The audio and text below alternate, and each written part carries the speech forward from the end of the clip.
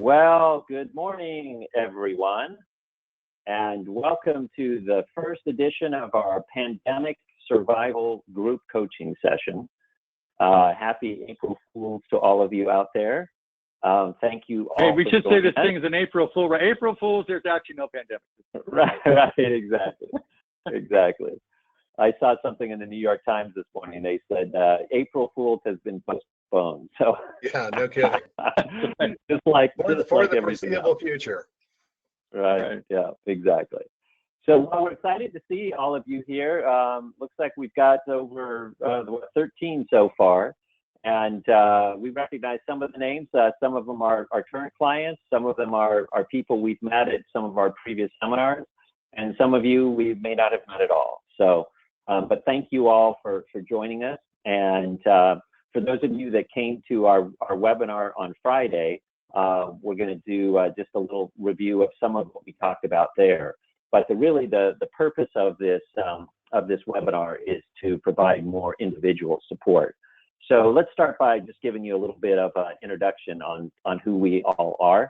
My name is Ed Earl, and I'm here in San Diego, and I have about 30 years of construction experience. And for the last 20 years, I've run a construction project management firm. So I work as an owner's rep.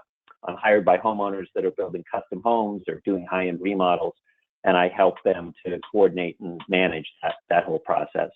I also have an MBA from Stanford, so I have a business background as well.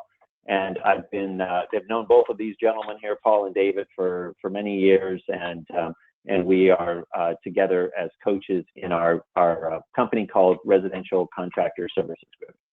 So that's me. Who's next? I'll go. My name is Paul Sanneman. I've been doing this for 35 years, which makes me an old guy, right? My master's is from Cal Poly, which isn't nearly as impressive. But I have, literally, 40,000 hours of working with contractors. And I've actually never done this before. This specific kind of thing is like totally new to me because I've never done pandemic. So this is exciting times. I think where there's, adverse is opportunity. Done this a long time, and I hope to help people because, that's what it's all about. And I'm David Lupberger. I'm a former design, build, remodeling contractor. So I have literally sat where many of you are sitting now. And just as Paul and Ed said, I've never been through a pandemic, but I can tell you between the three of us, we're all old. So that's where we can say we literally have different. No, that sounds so. No, I'm going to turn this into a positive. All right. Okay. Nothing takes the place of experience. So as we review this material and review our experience, we've been through 9/11, we've been through, 2008 and 2009. So we're doing this because I think we can share some practices that everyone can benefit from. And you'll be sharing some things too. So the whole purpose of this platform is to really create a platform where people can share what's working and we can help each other in an appropriate way. Let me give it back to you, Ed. All right, thanks, David. So basically what David said, that's the purpose of the webinar here. Another purpose too is really to have a peer-to-peer support group. So we're going to do a fair amount of the talking at the start, but we're going to leave plenty of time for questions and input. And look, each of you are from different areas of the country. You're all experiencing different challenges. Everyone's coming up with good ideas. We're all learning from our mistakes. And that's part of the purpose of this group coaching call, is that we can all not only support each other as peers, but we can share what's working and what's not working. So let's start with who's working and who's not working. So this is a website that we monitor. I pretty much pull it up every day to see what's going on. This is on the NAHB website. The link is down there at the bottom. But if you don't have the time to type that all in, if you go into NAHB and it's called Where Can You Work? And so there's kind of good news and bad news here. So you can see the bad news is that where we were a week ago versus where we are today, that much more of the country is under certain restrictions in regards to construction. So the gray states are ones where there are no restrictions at all. The greens are where there are currently shelter in place or stay at home regulations, but construction is considered a, quote, essential industry. So what that means is that just like grocery stores, gas stations, pharmacies, etc., construction, residential construction, oftentimes it's not commercial, but residential construction is considered an essential industry. So in those green states, those mean that you are, as a residential general contractor, you are allowed to continue to operate your business. The yellow states are ones where there's been local restrictions, but not statewide. And then the red ones are where the restrictions are also prohibiting construction. So there currently are 5 states now that are prohibiting residential construction that you cannot work in. New York, Pennsylvania. I've got a quick question Vermont, here, Ed. Michigan, and Washington. Yes. So construction maintenance is essential, but the question is, what about residential new construction? Yeah, that's a good question too, David. As far as I know, residential new construction falls into the same category. They haven't really distinguished between the two. They're just calling residential construction residential. I know. I know some states, if you have a permit, you're good. But if you're going to apply for a permit, they will hold off. So all the people with permits are in good shape in some states, and if you haven't applied for a permit yet, so it's a good reason to get people to apply if they haven't applied that rule to you yet. Right. Okay. So I told you there was good news and bad news. So the good news is that this chart, the chart on the right-hand side, which is as of today, I just checked this morning, this hasn't changed since Tuesday. So, I mean, not since Tuesday, since the beginning of the week, since Monday. So at least for the last 3 days, things haven't changed. You know, it's not to say that things won't change, but it looks like you in the center of the country are still okay for now. But that's the current status of where we are. Let's talk now. I want to talk a little bit about all of this aid, right? We heard the big news on Friday, and that the government approved this giant aid, $2.1 trillion. It's the largest fiscal stimulus in U.S. history. To put it into perspective, it's actually equal to 9% of our annual gross domestic product. So, and I was reading an article in the Wall Street Journal yesterday that said that this is probably going to be not the last one. There's going to be in Netherlands, probably going to be equally as large once we get past these current restrictions. So there's a bunch of different aid in there, but I want to talk about 4 things that particularly affect us as in the residential construction industry and are the aid that we can most likely qualify for.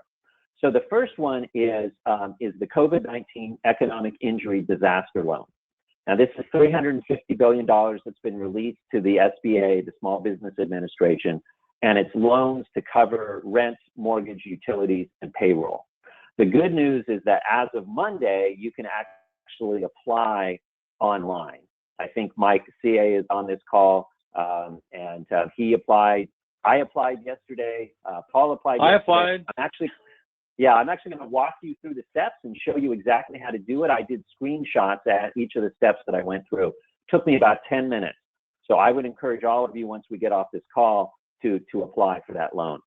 The second one is the Paycheck Protection Program. And I just got some more information on this last night. They actually just released the application for this program yesterday, but you're not allowed to apply until Friday. So this one is also $350 billion. The purpose of this one is to really try to get employers to keep their employees employed.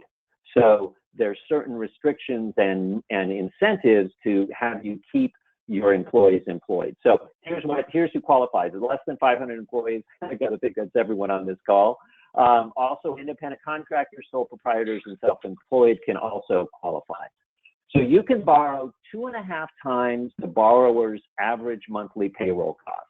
And in the application that I was going through last night, you actually put down whatever your monthly application cost is, and then the next box over, you multiply it by 2.5 times, and that's the amount that you can apply for. So if those of you that have a fair number of employees, this will be a great program for you. For someone like me, where it's basically just me and my wife, not such a great thing. But it all will be. And I think isn't there also a restriction, Ed, that it's a ceiling of $100,000? Correct. So Right. if you're paying So people, right. you can apply up to 100,000. Over 100,000 doesn't apply. So if you're paying your project manager $150,000, you can only get 100 of it back. Right. Exactly. Exactly. And if you're like what I do is I am a corporation, but I minimize the amount of salary that I pay my wife and I to keep our payroll taxes down. So that's now going to come back to bite me a bit because I can't apply for as much as I could otherwise. Now, here's the key. The loans will actually be forgiven for expenses that you incur during this first 8 weeks after you're approved of the loan. And those expenses can include not only payroll costs, but also mortgage interest, lease payments, any kind of utilities, electricity, gas, and whatever. But the amount of the loan forgiveness is reduced if there's any reduction in the number of employees that you have, or if there's more than a 25% reduction in the wages that are paid to employees. So that's the key to this Paycheck Protection Program. I'm going to actually apply this afternoon or tomorrow. And on our webinar on Friday, I'll walk you through the steps to do the PPP program, just like I'm going to walk you through the steps to do the economic injury disaster loan. So Ed, I have a question. Is the economic injury disaster loan, is that going to be forgiven too, or do you know? I don't know. I don't think it is. There's also been a lot of confusing reports out there. People are confusing the PPP program with the SBA loan. And I've seen them where they're called the same thing. But from what I can tell in the latest releases I was reviewing last night, they're separate. And the loan forgiveness definitely happens with the PPP, but I'm not sure. And as far as I know, it doesn't on the economic disaster loan. So the third one is the one that you've heard about, the free money one, right? So this is the one where there's $300 billion, and it's just going to be in direct payments to anyone that's filed a tax return this year. And it's $1,200 for every adult and $500 for every child. However, of course, there's limits on this too, and it's the annual income. So if an individual makes more than $75,000, or as a couple makes more than $150,000, then you don't qualify for the full amount. Now, you can get a limited amount of that up to, as an individual, if you make up to $100,000, or as a couple up to $200,000. But if as a couple you filed and you have more, your AGI is over 200, then you're not going to get any of that money. And then the fourth benefit that I think will apply to us and our employees is unemployment. So Ed, I have a question. Yes. So you, since you've kept you and your wife's payroll lower, unlike me, right, then that would allow you to apply for some of that money, where I can't, because combined we're $4 million, so that doesn't work. But in your case, you apply for that? Right, exactly. Well, actually, no, because it's not your salary, it's your adjusted gross income, right? So my adjusted gross income is not just my salary, but it's all of the money that I get from my corporation. So your corporation, so all the dividends from your corporation, that all counts, right? Right. So that's a very good clarification. Yeah, it's not $100,000 in salary; it's $100,000 in adjusted gross income. So it's your total income from interest income and any dividends you have, and your salaries and your small business and K-1s and all of that income altogether can't exceed that. So, all right, and then so the last one is this unemployment benefits. They're extending unemployment benefits. It's an extra $600 per week for up to 4 months. But again, remember, if you're laying people off, then you're not going to be able to get the PPP. So it's kind of hard to be able to take advantage of all of those. But if you add all that up, that's about $1.2 trillion. So there's another $900 billion that's not covered by these four loan programs. Okay, so let's just real quickly, I want to walk you through how to get this economic injury disaster loan. So this is the website that you want to go to, www.sba.gov. That's SBA is the Small Business Association. And you should see a picture just like this with our friend, the coronavirus there. And then you just click on that red button where it says Learn More, and that will then take you to this page, which is where it lists all of the different programs, including the couple that I just described, the Paycheck Protection Program and the Economic Injury Disaster Loan. So you want to scroll down and click where you can see my little red arrow down there you want to click there because that's the one you want to apply for, which is the Economic Injury Disaster Loan. You click on that button, and that will take you to this screen. So this screen is you're going to go through a 5-step process, although the first and the last step are almost nothing. It's basically 3 pages. So on this first page, and you can see it says streamlined process requirements. Hopefully, can you guys see? I know you can't read the smaller print, but hopefully you can see the top of it. Yeah, you can see there's 5 circles at the top, and as you progress through each step, you'll progress on those circles from left to right. So on this page, you basically just want to make sure that you are eligible, which means you have less than 500 employees, that you haven't been convicted of a felony, that all of the other kind of basic things that hopefully everyone on this call should be able to qualify for. So once you fill that out, then you go to this second step where you're filling out your business information. So you're going to put down your business legal name, your trade name. If you do have a separate employee ID number for a corporation, if you're incorporated, S corp, C corp, or an LLC, you put that down. And then this is where it gets interesting. You're going to put down your gross receipts for the last 12 months. Now, they actually want it through the end of January. I know many of you probably it's hard to do that. To be honest, I just use. You know what I did? I just used my tax return for 2019. Yeah, there's a number there that makes sense. Exactly, and you could do that. So you put down your gross receipts, then you put down your cost of goods sold. Now, what's interesting is they don't ever ask you for how much money or losses that you project that you're going to endure.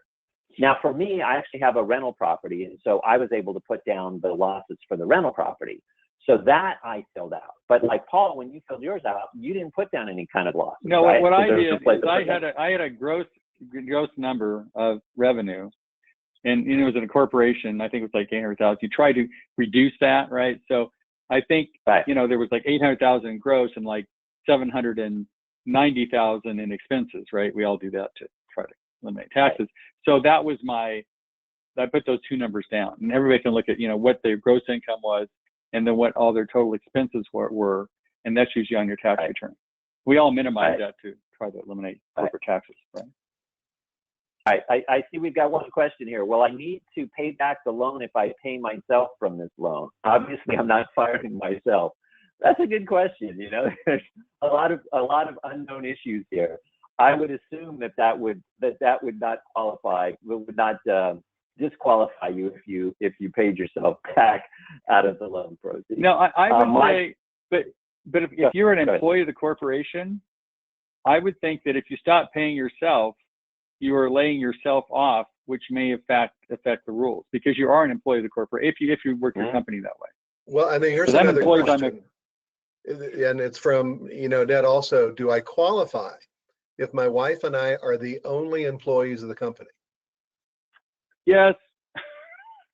My wife and I. Yeah, because I have all independent contractors that work, like Ed's an independent contractor to me, and I just have my wife and I. But you still qualify because you still have 2 employees. And you still have you still have a gross income, and then you have what the expenses against that. So I'd still fill out those 2 numbers. Right. Where is so Ned? Maybe was that Ned's question? Where's Mike? You know what, Mike? I'm going to unmute Mike and just see if Mike CA has any input here. Well, let me introduce Mike first. He's our client. Mike, you there? I'm here. Okay, so Mike actually has a doctorate in financing entrepreneurial corporations. So he's like a qualified expert to talk about this. He also runs a construction company that's very successful. It's a client of mine. So Ed, I just want to give an introduction. So go ahead, Steve. So Mike, I don't know. I just wanted to unmute you if you had any input right now. Otherwise, I'll keep going through the application. But any comments? How did you fill it out as far as did you put any kind of losses down, or how did you fill out this page? So I know one thing that's important, having talked to somebody one of my colleagues that I teach with, he's the director of the SBA here in Ventura County. So we had some conversations about this, and part of the thing is that there is a form when you move on, Ed, there's another form that talks about your gross receipts and your cost of goods sold, which most construction companies do not have a cost of goods sold. So you need to make sure that your expenses don't exceed your revenues. Otherwise, they're going to look at it and say, well, this is a defunct company. There's no point in lending to it. You want to provide, you know, for lack of a better term, a gross profit. So in other words, you know, you have your revenues, you have all the costs associated with that job or your company. And then there should be stuff left over for general and administrative expenses, you know, like salaries and office supplies and that type of stuff. But so I calculated that cost of goods sold as right there. So it calls it cost of goods sold, but if you need to talk to your accountant, it's actually cost of services sold is what it winds up being. And you should include like your subcontractors, all your materials, anything that's associated directly with the actual construction part of your business, you should put in there. So I have a question for you, go ahead. Mike. If what I put in is on my tax return, it says, you know, there's a certain number of gross revenue, and there's a certain number of all expenses attached to that revenue, and then there's a net profit for the corporation. So I just put that other number because I figured that's everything I spend to make the money. Is that fair or is that wrong? I guess it's close as I could get. I mean, if you don't have the breakdown, then that's what you'd want to put in. You would want to put in what all. And I did make a lot. Like I think it was $750. I think I only made like $20,000. But to me, that's still fine because I'm making money, right? Not a lot, but make something. Yeah, you definitely don't want to post a loss. But if you can subtract out the items that are not directly associated with construction, you know, kind of like, you know, if you have like a water cooler in your office, all those things that are not directly associated with construction should not be included in there. My honest opinion, talking to my buddy that's an SBA director, is that they're not even going to have the time to verify. They're going to look at this and they're going to say, what are your revenues? Are your costs of goods sold less than your revenues? Then, okay, you qualify. You meet the litmus test. I mean, the reality of it is it's going to be that because they're going to have probably hundreds of thousands of applications come through. Right. And they're just going to be looking for the things that are red flags. So you don't want your cost of goods sold to be more than what your revenues are, I would say would be the rule of thumb for this. Okay, cool. Right. And then, you know, I mean, there you can see I've enlarged the screen, so hopefully you can all now see this as well. I mean, then they will ask for nonprofit cost of operations. Obviously, you leave that blank. Rental properties, residential, commercial, you're going to leave that blank probably. Combined annual operating expenses for faith-based entities. There is a lot of faith in residential construction, but I don't think we're qualified for that. I don't think that qualifies. Unless you're running a church, it doesn't work. Maybe you're building anyway. I don't know. All right, so that's step 2.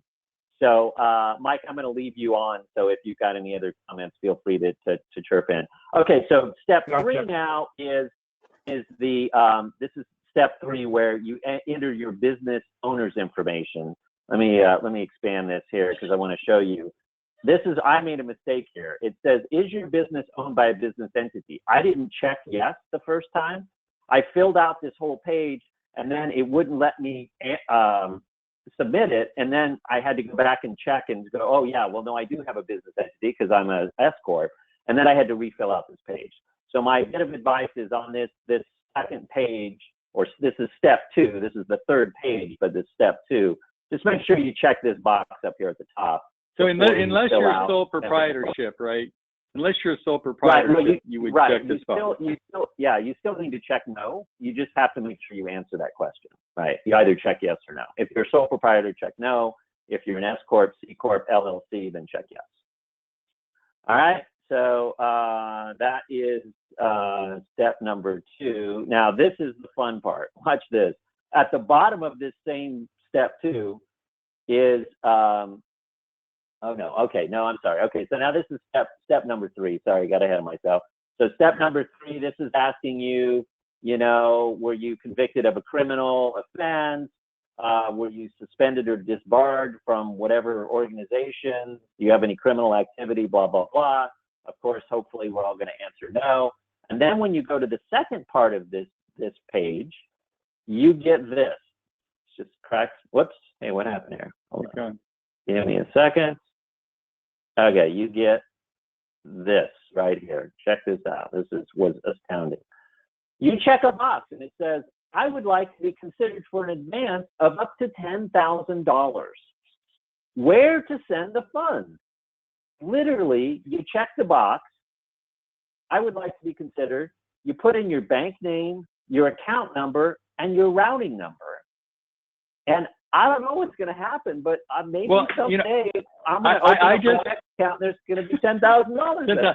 I just watched something this morning's news, and it said if the government has your routing number, that you could be paid in less than 3 weeks. So who knows? They have my routing number. Wow. This is a fraud. I'm in big trouble. Hopefully it's not, right? Right. And that's the thing I thought as well. As I was filling this out, I was thinking, oh my God, maybe this is, I mean, it looks legit. I'm on the SBA website. Maybe this is some giant global scam and I'm going to, my account. So Mike, do you want to comment on that? Tomorrow. Because not everybody wants to give out their, account routing number. What do you think about that? Right. Well, I don't know. I mean, I figured everybody already has that information anyway that they go on the dark web, so I'm not super concerned about it.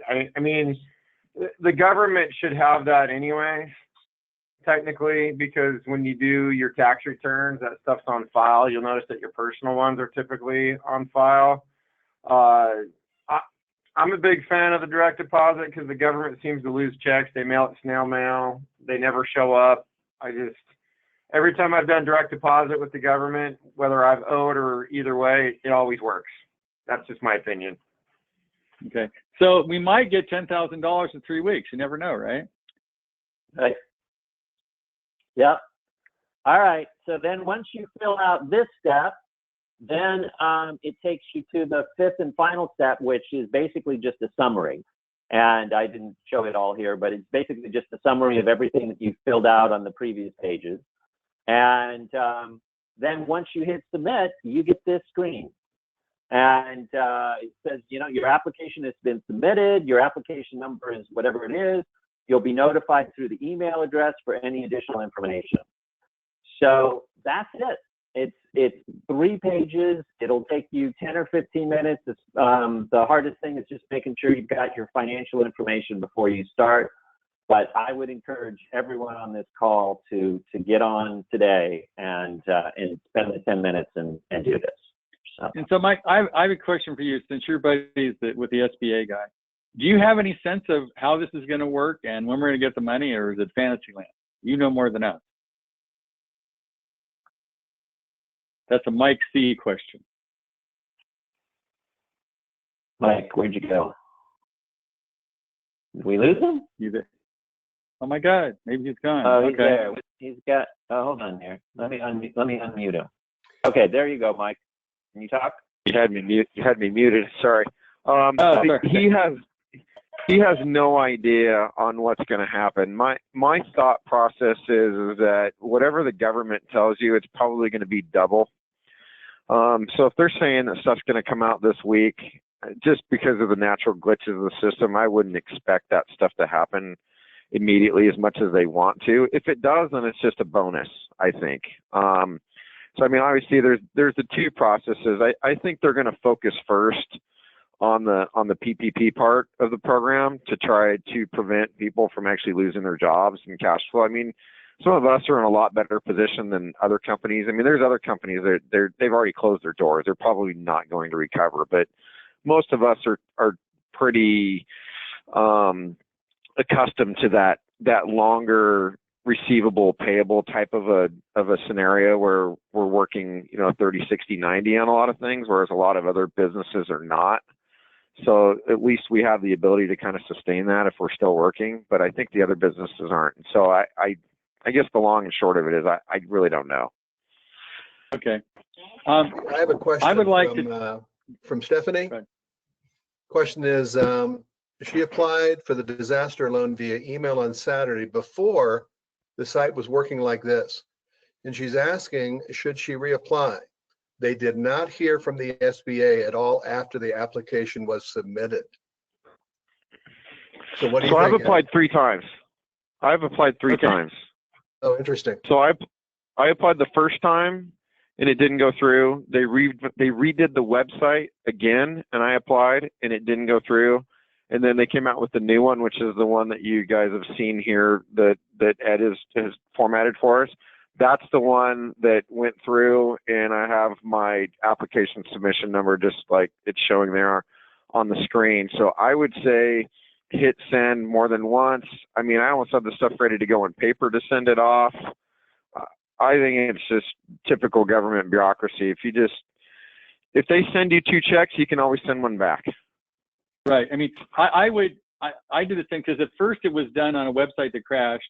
Then you were supposed to send in paper, and then they'd come up with this one. So I would use this one for sure. So reapply. Even if you applied before. Reapply. Yeah. Yep. Okay. Very good. So now can I talk about how this is a marketing opportunity? I can't hear Ed. You muted yourself or something, Ed. I can't hear you. So. Sorry, yeah, my line was ringing. Okay, go ahead, Paul. Okay. So to me, marketing a company is, anything that you can do to help people is marketing, right? So marketing is finding people that you can help.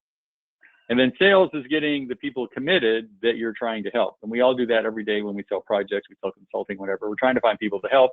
And then we want to get people that will commit to our help, which usually requires some kind of money.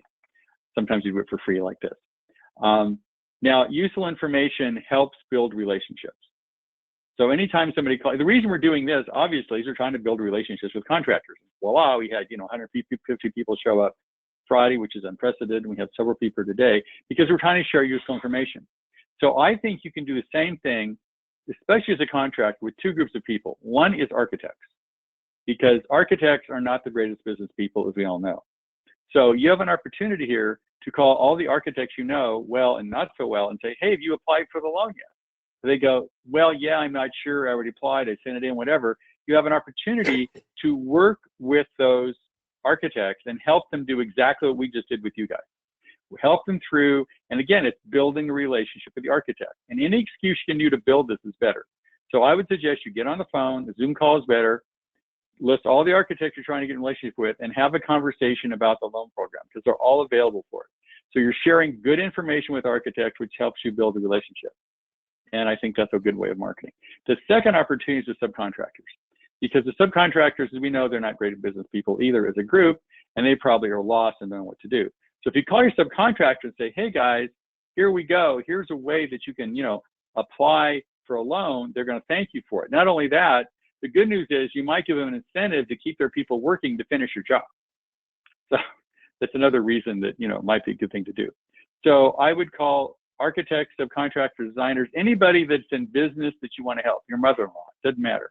Because this information is current as of today. And as Mike said, he's like a really smart guy. He's been on top of it and already applied 3 times. Some people won't have a clue what's going on. So I think it's a great opportunity to build relationships with people that count, and get on the phone right away today once you fill it out for yourself, and help as many architects, designers, and your subcontractors fill it out as possible. So, do you see, there are a couple more questions. Can I interrupt you, Paul, and circle back? Sure. So from Miriam, so their business banker, this might be a question directly for Mike. The business banker that she works with said to apply through the bank on their online access from their online account. Is it better to apply through the bank or straight from the SBA? Mike, what do you think? That's a Mike C question. Yeah.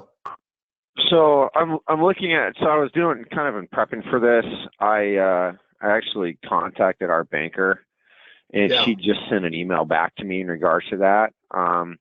It looks like, so I bank with City National Bank, and it looks like they're going to start processing the applications on April 3rd is what they're saying. So they are going to be doing that. So I know in the past with SBA, the SBA typically never ever administers anything directly. I think they almost always, and according to my friend at the SBA, you never have kind of like direct contact. It's always run through the bank, and then the bank handles the loan process and all the underwriting, I guess you could say. And then obviously they send it off to the SBA to get those guarantees, whatever those percentages wind up being with the SBA. So the email she just sent me was that the PPP will actually be affected, or I mean, will be initiated through the bank.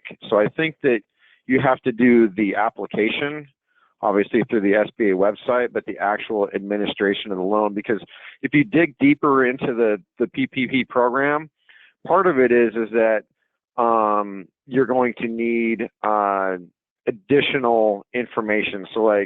So the quote that she has here, maybe I'll just forward this on to you, Paul, and you can get it to David and Earl real quick. Is that, and I'll just read this to you. It says the program will likely be oversubscribed. So if you're interested in the loan, I encourage you to complete application as soon as possible. You must submit with your application copies of payroll tax reports filed with the IRS, your 941s and 940s, and then your states. So if you're in California, it's the DE9. And your unemployment with the last 12 months of payroll reports. So, I mean, obviously, they're making it sound like, oh, hey, you know what, you apply, tell us what your payroll is, and we're going to send you 2.5 times that in a check, or we're going to direct deposit in your account. I think the program comes out and the press release goes out to everybody and everybody gets super excited. And then what happens is like the rules go into effect. The bureaucrats get involved and they start saying, well, look, we're not just going to send everybody a check. So how do we verify this? Because part of the process is not only do you have to provide documentation that shows what your payroll actually was, at the end of it, the conclusion of it, to close out the loan to get it forgiven, if I've read everything correctly, is that somebody's going to actually have to verify that you pay. Like for me, I have 8 employees. They're going to want payroll reports and tax filings and everything showing that I actually kept those 8 employees on payroll and what I actually paid them in order to get the loan forgiven. I think there's going to be a lot more bureaucratic paperwork than we think. But I don't know, Paul, were you able to forward that to Ed and David to kind of show them? Yeah, I've got it right now. I'm going to do that. I'm going to send it to Ed right now. Hopefully, maybe you can ask her. That answers her question a little bit. Good. And I think I would too, also, Mike, just real quick. So, Mike, and it sounds like too, again, there's these 2 separate programs, right? There's the PPL, and then there's this disaster loan. And it sounds like some of the information of what you're saying, I was reading applied to the PPL, which is that it starts on Friday and it's administered through local banks. So it sounds like probably there's still a little bit of gray area between the 2 different ones. And my bank is JP Morgan, right? I called them, and you can't get a hold of them because it's an hour and a half wait, it's crazy. And then when you get a hold of them, they go, we're not making this kind of loan, and they're totally confused. So I would apply for this. Keep trying to get in touch with your banker if you've got one, but I'm not sure the bankers know much more than Mike about what's going on. What do you think, Mike? I mean, they don't appear to have it together either. I think some business banks are going to be a little bit quicker on this than others. I mean, City National, they're a business bank. I think other kind of larger banks, the Wells Fargo, the Chases, the Citibanks, they're going to be a little bit behind the curve just because they're a big bureaucracy. But it looks so obviously. The thing we have to remember is that there's definitely 2 programs. There's this kind of larger SBA program. I think it's going to go through the 7A, which is going to be that typical long bureaucratic, you can apply for working capital loan. It looks like it's going to be non-collateral based, is from what I've read, which is nice. And there's going to be no personal guarantees from what I've read through SBA, which I think would be nice. So the entity will actually guarantee that, and the SBA will do the underwriting and the guaranteeing. Now on the PPP program, same thing. I think the way that they say that you're going to get money right away is through what you had mentioned earlier, Ed, was that $10,000 direct deposit. I think they're just going to send those out and then just deduct that against whatever your total payroll, loan program winds up being. I think that's how they're saying that we're going to get you money right away, is that they're just going to, and for some businesses, that 10 grand is going to be life saving.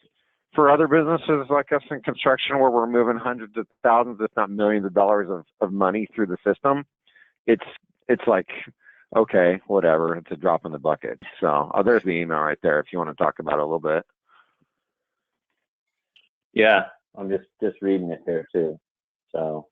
And can I pose another question in the meantime? Yeah.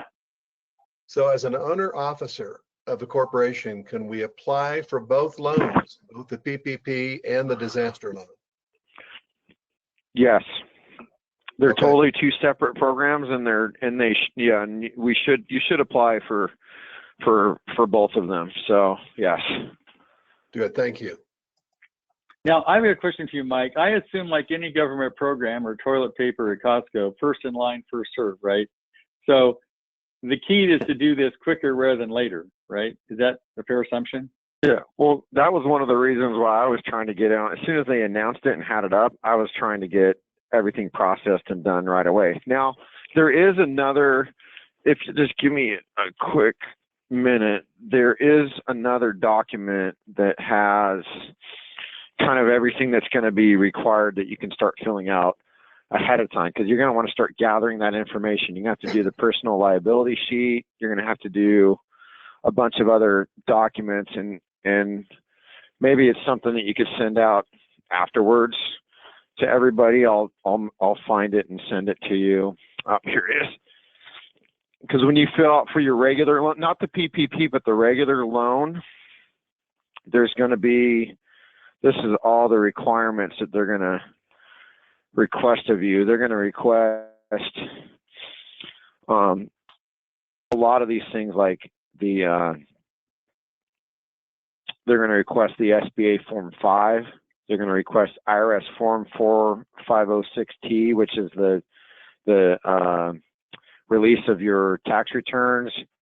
They're going to want complete copies of all your schedules, your federal income tax returns for your business, your personal finance statement, which is an SBA Form 413, and a schedule of liabilities as well, which is an SBA Form 2202. In addition to that, so that's just what you're going to need to do just to do that initial loan. This is not the PPP. This is kind of like the big working capital loan that they're talking about.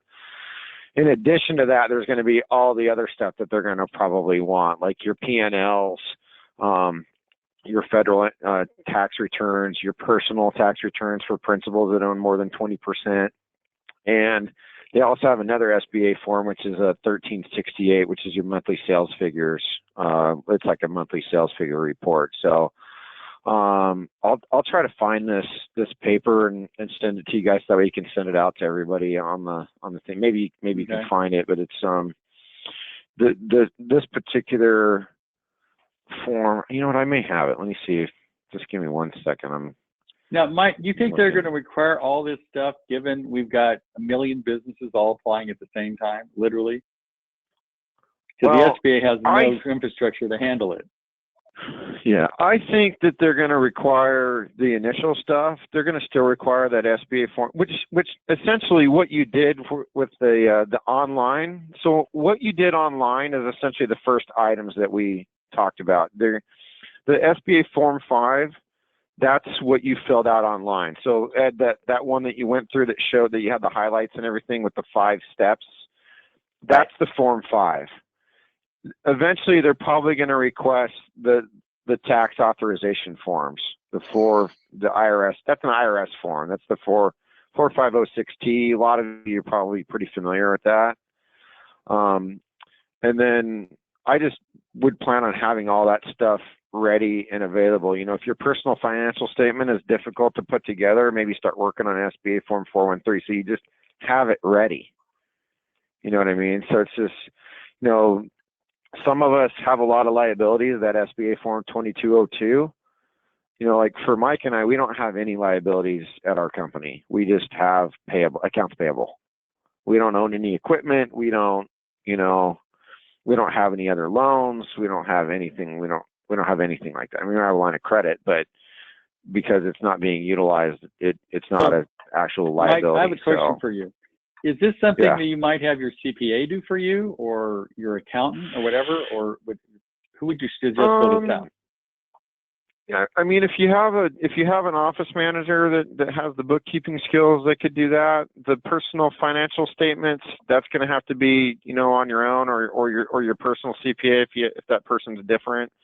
Some of the forms are easy to fill out. I mean, they you know, and I always tell people, like, you're never going to be perfect on like what these forms are. Like your personal financial statement, it asks you like if you own other assets. It's like, well, you know, I have cars that are titled in my name that my kids have.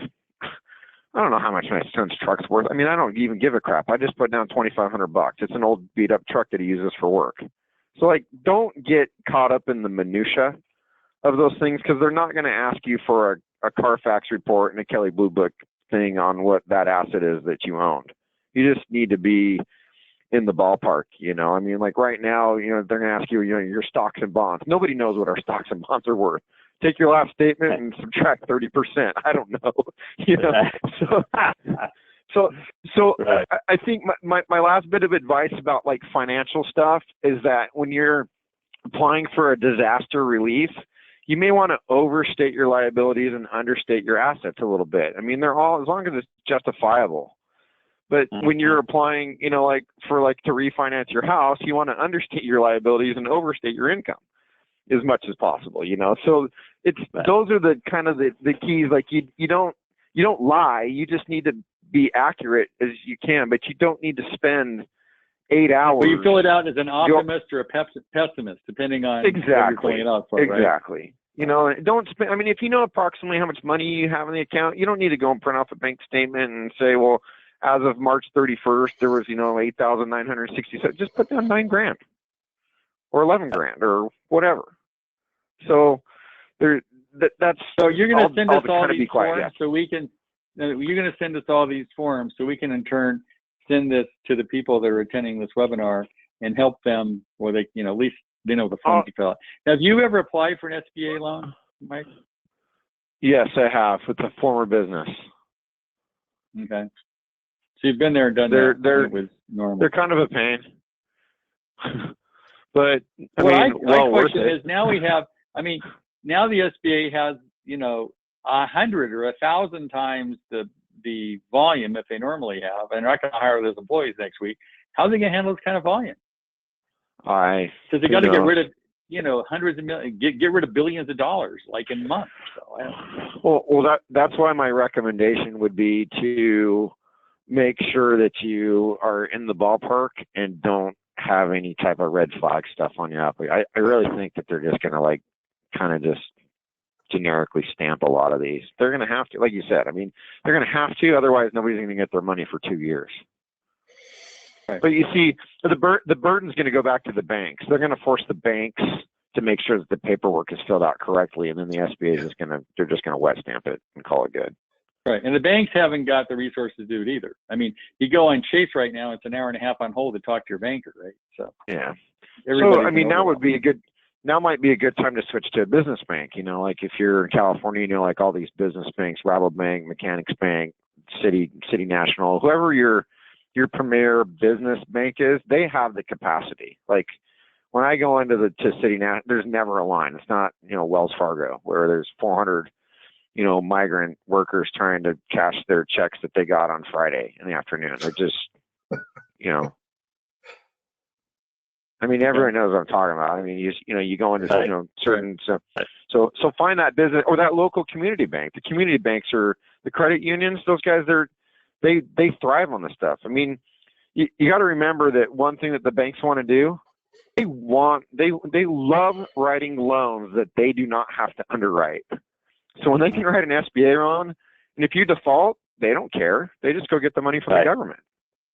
Right. And these ones are going to be 100% back. Some SBAs, it's like different percentages, you know, like go back, you know, 50%, 75%. But these ones are going to be 100% backed by the SBA. So the bank has absolutely, positively no liability, no risk at all in writing these loans as long as they can check the boxes. And the money, if they need them, 3.625%. I think it's 3.625. That's under 4, which adjusted for inflation is 0. Yeah, right, exactly. So thank you, Mike, for all of that information. Before we run out of time, I want to go over a couple of other things. Can you guys see? Sure, I'll go on mute. Can you see as I'm switching from tab to tab here? Yeah. Yep. You are. Okay. Good. So I put a couple of links in the chat box. The first one that I did is for those of you that want to access this map that I was telling you about. That is the first long link that starts with nahb.org in the chat box. And then the second thing that I put in the chat box is this page right here. All right, this is, if you're going to go to any page, this is the most informative one that I have found. All right, it's home.treasury.gov/cares. This is where it's a summary of all of the different programs that we've been talking about. And then they have links to each of the different programs, whether it's the small business loan or the PPP. This is where I found the information on the payroll protection plan. So, let's see. So here's the paycheck protection program. And then it says right here, you know, here's for the overview, and then you can also get the application. So for example, here's the thing that talks about the payments. This is the payments, the economic impact payments, the ones that are going to go directly to us. That was from that same website. This is a link to the small business paycheck protection program. That was linked off that same website. It's a one-page summary, tells you when and how to apply. Notice it says starting April 3rd, small businesses can apply.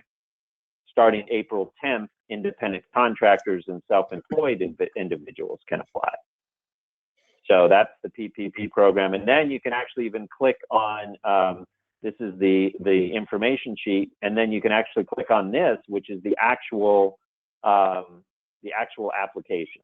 So this is what I'm gonna attempt to fill out here later today. And you can see there where it just says average monthly payroll. You fill that in here, and then you multiply it by 2.5 times, and boom, that's your loan amount. So looks to be pretty straightforward. I'll go through it and give you an update when we talk again on Friday. So, hey, Ed, I found that disaster business loan application filing requirements is kind of like a to-do list for people to make sure they I'm going to send it to you now, right now. Right. I posted it in the question as a link too, if you want to get to it that way, to send out to everybody. Okay. Okay. So again, if there's one website you want to go to, this is it, which is the U.S. Department of Treasury, home.treasury.gov/cares. And all the other pages that I just showed you are all available from this one website. And I posted this in the chat box. So David, do we have a way that we can send out information after this session to all the participants that are on here right now? Well, certainly I've recorded this. We can put this into a link. We can place it on our website so that we can send people a link to that website so they could review this or share it with someone else in their office. Okay. All right.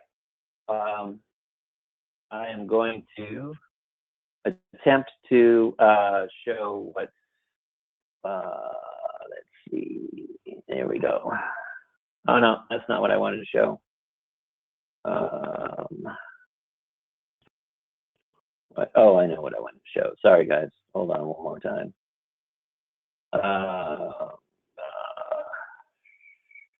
Stop.